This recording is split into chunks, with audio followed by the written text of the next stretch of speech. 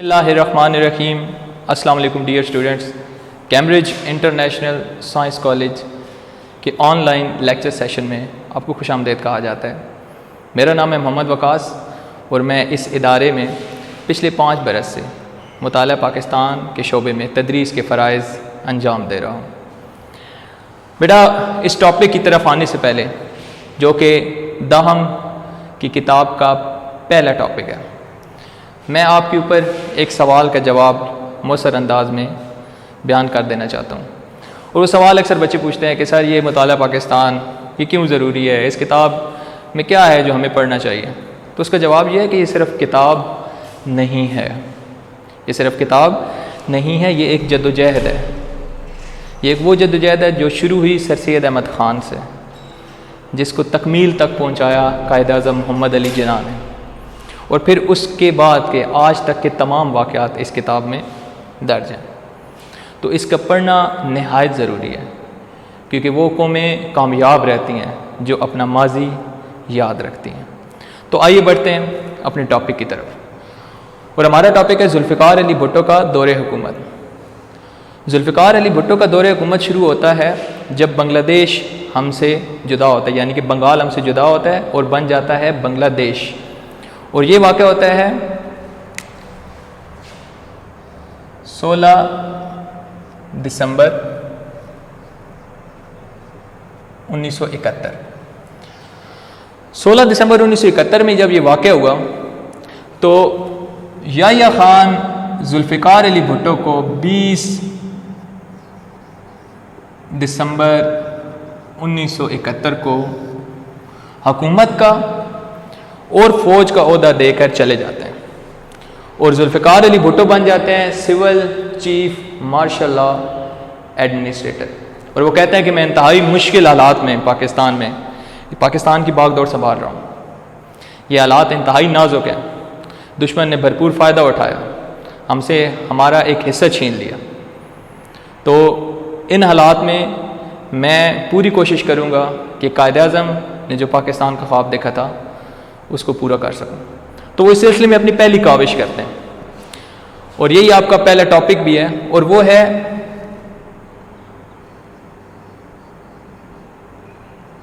सनतों का कोमियाना। अब ये ज़हन में आता है कि कोमियाना का क्या मतलब है। कोमियाना को इंग्लिश में कहते हैं नेशनलाइजेशन, जैसे निजकारी को कहते हैं प्राइवेटाइजेशन। सनतों को कोमियाना यहाँ पर क्या था कि वो सनतें जो हुकूमत ने प्राइवेट लोगों से छीन कर अपने कब्ज़े में कर ली, उनको क्या कहते हैं, कोमियाना। अब ये वाक़या हुआ क्यों। जुल्फ़िकार अली भुट्टो जब हुकूमत में आए तो उन्होंने देखा कि 22 सरमायादार ख़ानदान थे। कितने? 22 सरमायादार ख़ानदान, और पूरे पाकिस्तान की दौलत इन 22 ख़ानदानों में तकसीम हुई थी। वो आए और उन्होंने 22 दिसंबर 1971 को तमाम सनती लाइसेंस जो इन ख़ानदानों को दिए गए हुए थे वो उनसे वापस ले लिए गए, और वो उनकी मालियत थी 10 करोड़ रुपए। कितनी मालियत थी? 10 करोड़ रुपए। इसके बाद एक बड़ा फैसला आया, और वो बड़ा फैसला आया 2 जनवरी 1972। जुल्फ़िकार अली भुट्टो ने ऐलान किया कि 10 बड़ी सनतें हुकूमत अपने कब्ज़े में ले रही है। कितनी बड़ी सनतें? 10 बड़ी सनतें हुकूमत अपने कब्ज़े में ले रही है। वो 10 बड़ी सनतें कौन सी थीं वो मैं यहाँ पर लिख रहा हूँ, और आप भी अपनी नोटबुक्स पर उसको दर्ज कर लीजिएगा ताकि आप बेहतर तरीके से इस टॉपिक को समझ सकें। तो पहली सनत थी पुरज़े जोड़कर मोटर गाड़ियां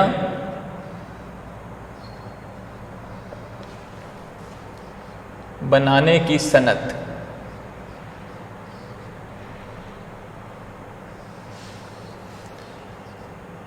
इसके बाद भारी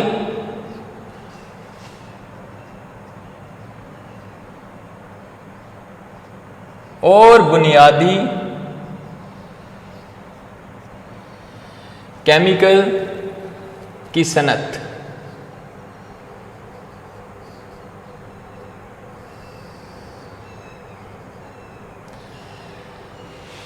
इसके बाद फौलाद साजी,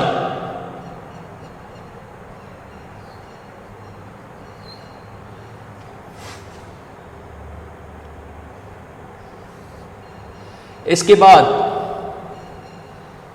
बुनियादी ज़रूरियात के सामान की सनत।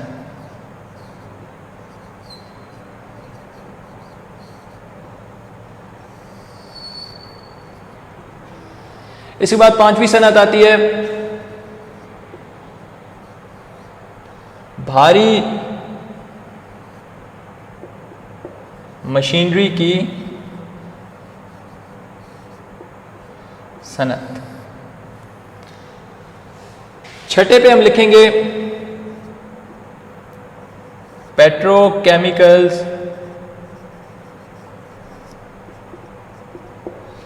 की सनत।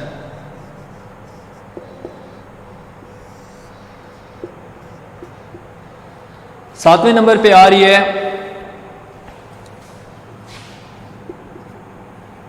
मफाद आमा के तहत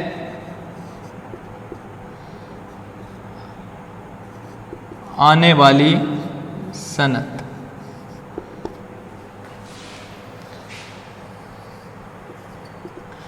आठवें नंबर पे आ रही है सीमेंट की सनत।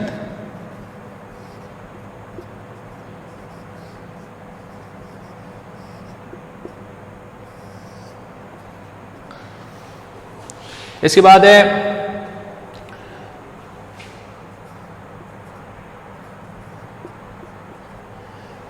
ट्रैक्टर्स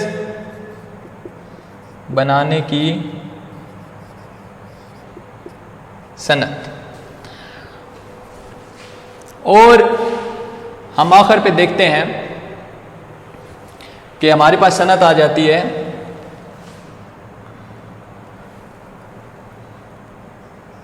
बिजली का सामान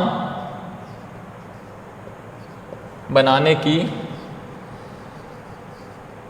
सनत।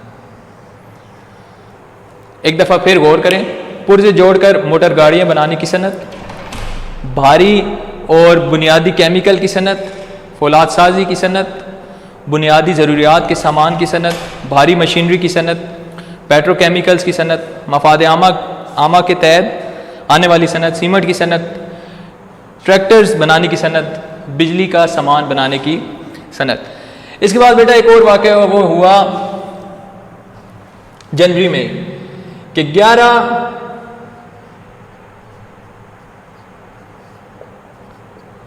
मजीद सनतें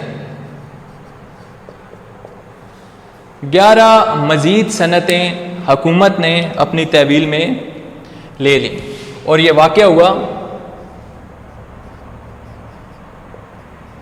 16 जनवरी 1972। ये बात यहाँ ख़त्म नहीं होती। इसके बाद इंश्योरेंस कंपनियों और बीमा कंपनियों के हवाले से भी फैसला किया गया। वो मैं मुख्तसरन आपको यूँ ही बता सकता हूँ कि तमाम इंश्योरेंस कंपनियों को स्टेट लाइफ इंश्योरेंस के तहत इकट्ठा कर दिया गया। और उसके बाद स्केजुअल बैंक्स जो हैं वो भी हुकूमत ने अपनी तहवील में ले लिए। इंश्योरेंस की कंपनियों के हवाले से जो फैसला हुआ वो हुआ 16 मार्च 1972। और स्केजुअल बैंक या शेड्यूल्ड बैंक जैसे लिखा होता है यहाँ पर, शेड्यूल बैंक का कोमियाना हुआ 1 जनवरी 1974। यूँ आपका ये टॉपिक मुकम्मल होता है। मैं आपको फिर इसका थोड़ा सा तारुफ दे देता हूँ। जुल्फ़िकार अली भुट्टो दौर हुकूमत का आगाज़ कैसे होता है। मसाइब बहुत ज़्यादा मुसीबतें थी। बांग्लादेश बन चुका था। 20 दिसंबर 1971 को वो सिविल चीफ मार्शल एडमिनिस्ट्रेटर बनते हैं।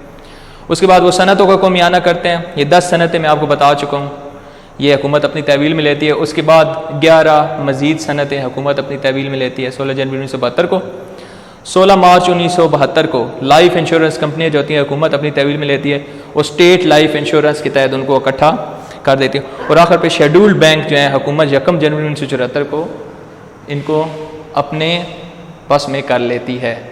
ये आपका टॉपिक, इसको लिख लीजिएगा, इसको तरतीब से लिखिएगा ताकि आपको टॉपिक बेहतर तरीके से समझ आ सके। बहुत शुक्रिया।